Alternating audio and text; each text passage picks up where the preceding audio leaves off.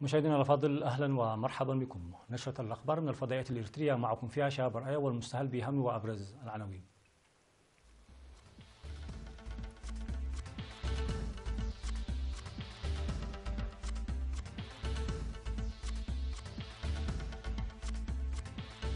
حكيم إقليم عن سبا يلتقي سكان حقات. أعمال ناجحة لحماية التربة والمياه في الإقليم الأوسط. جمعية مزارعي لبكا تعقيد مؤتمرها الأول. روسيا تنفي أمام مجلس الأمن تورطها في قضية سكربال. محكمة ألمانيا تطلق سراح بيغود مون وتبقيه تحت الرقابة القضائية. وفشل المشاورات لتشكيل حكومة إيطالية واستئنافها الأسبوع القادم.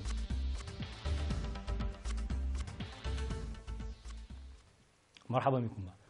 بحث حاكم إقليم معنسبة السيد علي محمود مع سكان ضواحي شبق وعد أري وعد عمر بمديرية حقات في 31 من مارس المنصرم بحث تنفيذ برامج التنمية. وقال حاكم الإقليم إن البرامج الحكومية والشعبية الجارية تعمل لتحسين الحياة المعيشية للمواطنين، حيث دعاهم للمشاركة الفاعلة لتنفيذ البرامج التنموية الموضوعة لهذا العام وإرسال أبنائهم للتعليم. وبعد أن أوضح أن دفع بأنشطة النفير من المهام الأساسية للمزارع، حث السكان لحماية التربة وحفظ المياه وحماية الموارد الطبيعية لدير سعادة أنبا بصفة خاصة. من جانبها أوضحت مديرية حقات السيدة آمنة الحاج عثمان أن رفع الإنتاجية يتمحور في حماية التربة وحفظ المياه، حيث يجب العمل في هذا المجال بجهد مضاعف، ودعت لتقوية الجهود للسيطرة على اقتلاع الأشجار. ومن جهة أخرى أوضح السكان عن حل مشكلة المواصلات نسبة لتخصيص حافلة من حقات إلى أشرة وعد أري وشبق وكرمد وعد عمر ومناطق أخرى.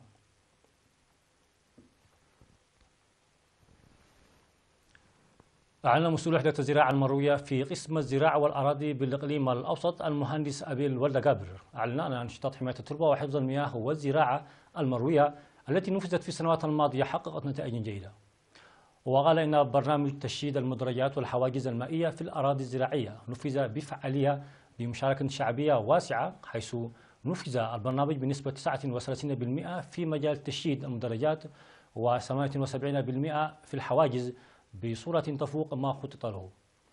وأشار المهندس أبيل والدقابر إلى وجود برنامج لتشييد المزيد من المدرجات والحواجز المائية في الأراضي الزراعية الواسعة بالإقليم هذا العام، مشيدا بالمشاركة القوية التي أظهرتها القرى خلال العام الماضي.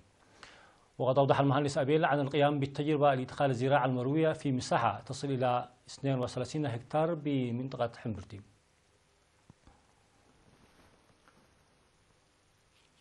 عقدت جمعية مزارعي وادي لبكا بمديرية أفعبت مؤتمرها الأول في قادم حليب. وذكر في المناسبة أن الجمعية ظلت تعمل للدفع بالأنشطة الزراعية وتبادل الخبرات وبناء الحواجز المائية، كما حصلت على التعاون والدعم بمحركات الضخ والمبيدات الحشرية. ودعا مدير مديرية أفعبت السيد أحمد محمد نور رجب دعا أعضاء الجمعية للعمل لرفع الإنتاج، مؤكدا على تقديم الإدارة التعاون اللازم مع الجمعية. وقد انتخب المؤتمر لجنة إدارية للجمعية من 5 أعضاء.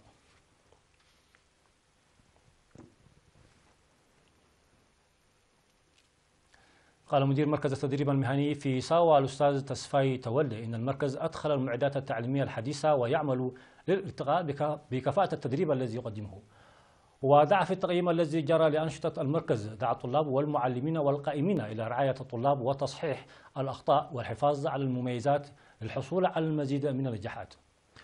وأوضح الأستاذ تسفاي تولي بأن التحديات ستحل تدريجيا، مشيرا إلى أن التعليم الأكاديمي يجب تدعيمه مهنيا للحصول على فعالية أكبر، كما حث الشباب للاستفادة من الفرص المتاحة لهم وتسخيرها لمصلحتهم ونقل المعلمين للمعارف كما يجب.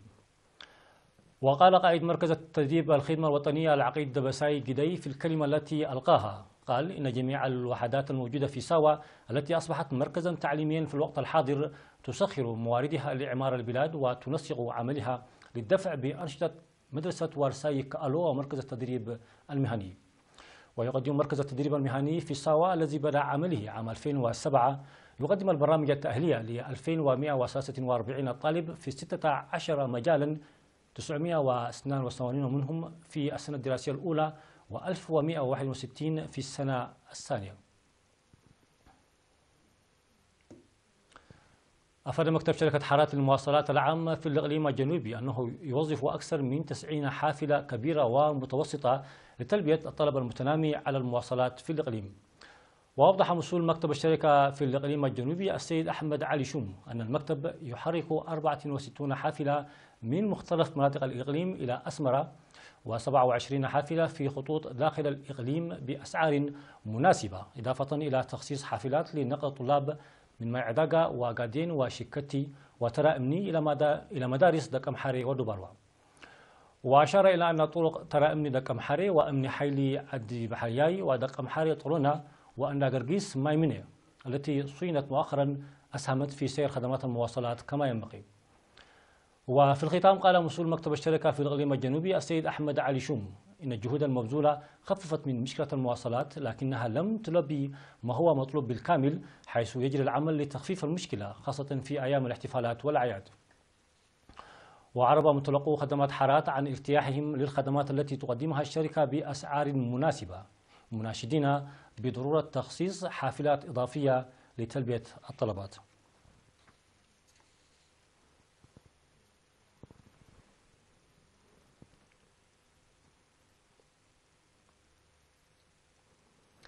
مشاهدونا فاصل ثم الأنباء العالمية.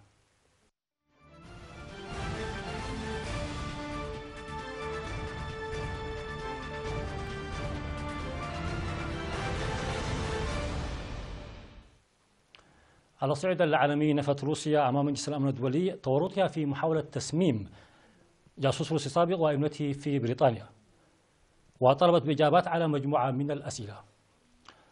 وخلال اجتماع مجلس الأمن عقد بطلب من موسكو، شدد السفير الروسي لدى الأمم المتحدة فاسيلي نيبنزيا على أن روسيا ليست لها أي صلة بتسميم إسكربال وابنته، مضيفا بأن موسكو لها مصلحة في الحقيقة أكثر من أي طرف آخر. وروسيا متهمة من المملكة المتحدة والغرب بأنها حاولت تسميم إسكربال في 4 مارس في سالزبوري بجنوب غرب بريطانيا. وندد السفير الروسي بحملة منظمة ضد بلاده، معتبرا أن الهدف منها تشويه سمعة روسيا. وردت السفيرة البريطانية كارين بيرس بأن طلب الزيارة القنصلية تم إرساله إلى الضحايا، مؤكدة أن بلادها اتبعت كل الإجراءات القانونية والدولية في هذه القضية.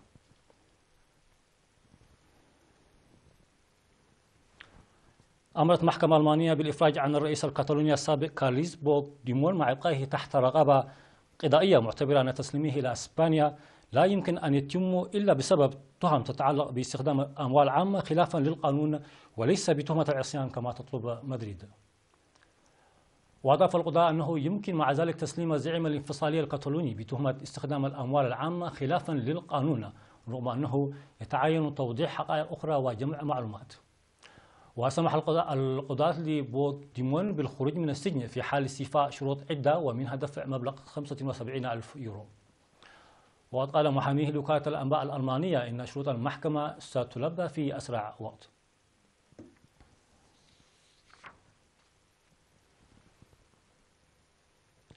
قال الرئيس الإيطالي سيرجيو ماتاريلا إن المحادثات مع الأحزاب لكسر الجمود بشأن تشكيل الحكومة أخفقت في إحراز تقدم، ودعا هذه الأحزاب للتحلي بالمسؤولية في مشاورات جديدة مزمعة الأسبوع القادم.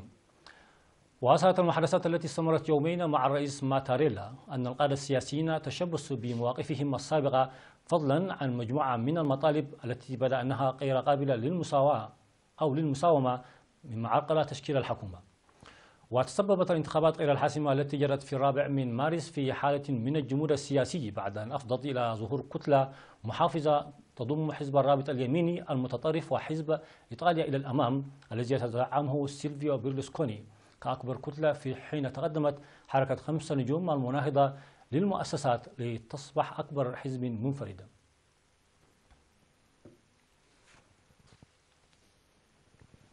يجمع النحات الليبي عبد الله سعيد الخشب من البراري في مدينة الشحات في شرق ليبيا، ويحوله إلى أعمال فنية ترمز في العادة لجوانب مختلفة من ثقافة بلاده، وذلك للحفاظ عليها. وبدأ عبد الله سعيد تعليم نفسه فن النحت على الخشب في عام 2011 للحفاظ على الثقافة الليبية في وقت تزامن مع بدء صراع داخلي في البلاد.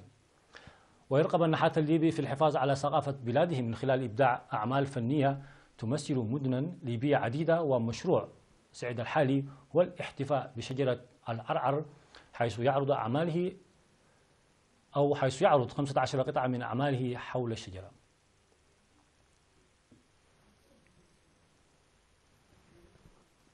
نهاية النشرة، شكرا لكم على حسن المتابعة.